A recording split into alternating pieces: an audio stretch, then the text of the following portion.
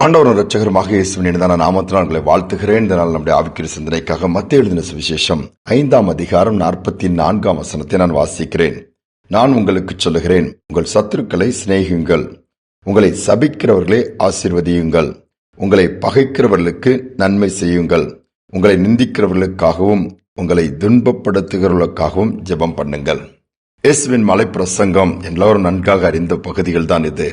ஆனால் இது நடைமுறைக்கு சாத்தியமான்னு சொல்லி நாம் அனைவர் கேட்கலாம். இயேசு பிரசங்கித்ததோடு மட்டுமல்லாமல் வாழ்ந்தும் காண்பித்தார்.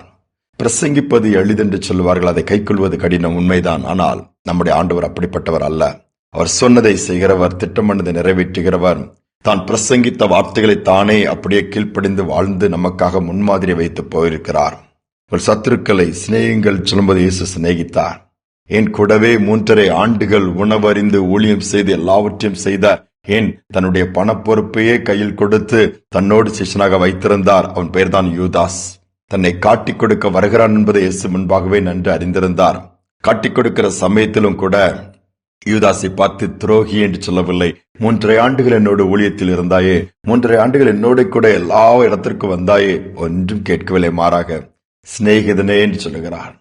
சொல்ல முடியுமா? அந்த குணம் நமக்கு வருமா? அந்த மனம் நமக்கு வருமா? இயேசு சொன்ன, உங்கள் சத்துருக்களை சிநேகியுங்கள்.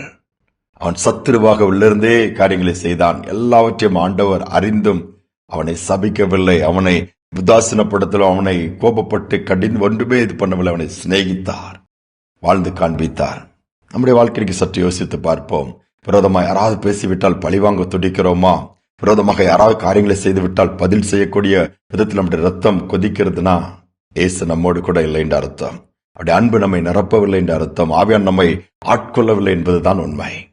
சற்று நம்முடைய வாழ்க்கை திரும்பி பார்ப்போம். குறிப்பிட்ட ஆண்டுகளுக்கு முன்பாக அடிமைகளாக மனிதர்கள் விற்கப்படுகிற காலம் அது. அப்போது குறிப்பிட்ட எஜமான்களும் இருந்தார்கள், நல்ல குணம் படைத்தவர்கள் இருந்தார்கள். அடிமையை முரட்டுத்தனமாய் நடத்துகிற கூட்டமும் இருந்தது. அன்பாய் நடத்தி அவங்களையும் எல்லாவற்றிலும் உதவி செய்த கூட்டங்களும் இருந்தது. மேல ஒரு எஜமான் அடிமைகளை இந்த சந்தையில வாங்கி வந்து தன் வீட்டில் வேலைக்கு வைத்தார். அன்பாகவே நடந்து கொள்வாராம். அதில் ஜோ என்கிற ஒரு அடிமை பையனை ரொம்ப அதிகமா நேசிப்பாராம். அவனும் இந்த எஜமானோடு கூட அன்பாயிருப்பான், எல்லாவற்றையும் செய்து கொடுப்பான். இவர் எதை செய்தாலும் அந்த ஜோ என்கிற அந்த குட்டி தம்பி கிட்ட பேசிட்டு தான் செய்வாராப்பா, என்ன பண்ணலாம் அப்படி பண்ணலாம்னு சொல்லி கலந்து ஆலோசிப்பாராம். ஒரு நாள் மீண்டும் என்ன சில பேரை அடிமை சந்தைக்கு போய் வாங்கி வரலான்னு போகும் பொழுது ஒரு சிலரை பார்த்து இவர்களாம் இந்த வேலைக்கு சரியாக இருப்பார்னு வாங்கிவிட்டு அந்த பார்த்து கொண்டிருக்கும் ஒரு வயதான ஒரு நபரும் அடிமையாக விற்கும்படியாய் அந்த சந்தையில வைக்கப்பட்டிருக்கிறார். உடனே ஜோ சொல்லுகிறான், எஜமானை பார்த்து, ஐயா இவரை வாங்கிடலாமா? எப்பா இவரால் ஒரு வேலையும் செய்ய முடியாது, இவரை வச்சு நம்ம என்ன வேலை வாங்க முடியும், இவர் நமக்கு வேண்டாம். கெஞ்சி எடுத்து ரெக்வெஸ்ட் பண்ணி கேட்கிறான். சரி உன்னுடைய விருப்பம், கூட்டிட்டு வந்தாச்சு. வீட்டுல சும்மா தான் உட்கார்ந்து இருக்கிறார். நாட்கள் போனது. இவருக்கு ஒண்ணுமே புரியல. ஏன் அந்த வயதானவரை போய் இவன் வாங்கணும்? ஒரு எண்ணம் அந்த எஜமானுக்குள்ள இருந்து கொண்டே இருந்ததா. அதை கண்டுபிடிக்கவும் முடியல. அந்த வயதானவர் சிக்காகி விடுகிறார். பலவீனமானவன் அவரை தன்னுடைய அறையிலே ஜோ வைத்து ஆகாரத்தை கொடுத்து எல்லாவற்றையும் கவனித்து ஒரு தகப்பனை போல பார்த்து கொண்டிருக்கிறது அந்த எஜமான் பார்த்தார். அவனை கூப்பிட்டு, இது உன் தகப்பனா? இல்லை என்று சொல்லுகிறான். உன் சொந்தக்காரர் யாரும் உறவினரா? அதுவும் இல்லை என்று ஜோ சொல்லிவிடுகிறான். அப்ப யார்? இவ்வளவு கேர் எடுக்கிறீங்க போது, இவர்தான் என்னுடைய விரோதி, என்னுடைய எதிரி. என் தகப்பனையும் தாயும் விட்டு பிரித்து ஒரு நாள் நான் வீட்டண்டை விளையாடி கொண்டிருக்கும் பொழுது என்னை கடத்திட்டு போய் கொடுமைப்படுத்தி சித்திரவதை பண்ணி கடைசியில பிச்சை எடுக்க வைத்து என்னை அடிமையா விட்டுவிட்டார்.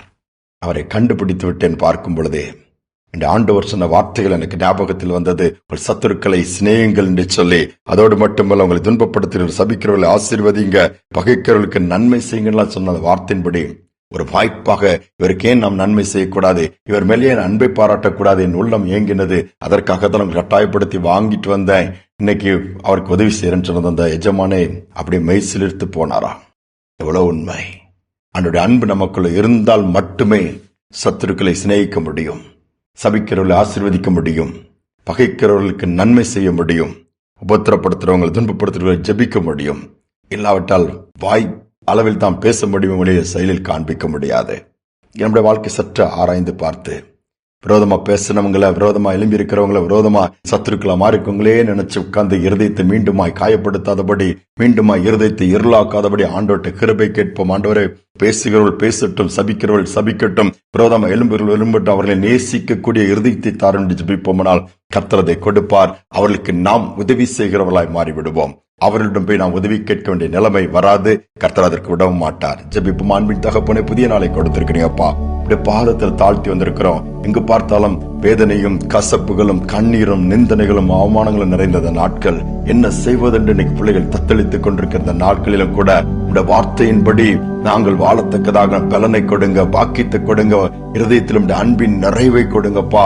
நீர் இந்த பூமியில் இந்த நாட்களிலே பிரசங்கித்தீர், சொன்னீர், அதை செய்து வாழ்ந்து காண்பித்து போனீர். அதைத்தான் நாங்களும் பின்பற்ற வேண்டும் என்று அடிச்சு விடுகளாக விட்டு சென்றிருக்கிறீர். நாங்கள் அதை செய்ய எங்களுக்கு இந்த நாட்களில் கிருபை கொடுங்க. கசப்புகளோடு, வேதனையோடு, முறுமுறுப்போடு, புலம்பலோடு இருக்கிற பிள்ளைகள் இந்த செய்தியை கேட்க நேரிடுமான அந்த இருதயங்கள் மாறட்டும், சிந்தனைகள் மாறட்டும், தெளிவு உண்டாகட்டும். எல்லா பாரங்களையும் இறக்கி வைத்து விட்டு உம்மை சார்ந்து கொள்ள கிருபை பாராட்டுங்க. துதிகனமை ஏற்றுக்கொள்ளும் இயேசுவின் நாமத்தில் பிதாவே, ஆமேன், ஆமேன்.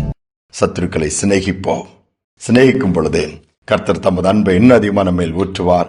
நாம் உயர்ந்திருக்கும்படியாய் அவர்களுக்கு உதவி செய்கிற அளவுக்கு கர்த்தர் சூழ்நிலைகளையும் மாற்றுவார். இந்த சிந்தனையோடு இந்த நாளை தொடருவோம். மீண்டுமாய் நாளை தினம் சந்திப்போம்.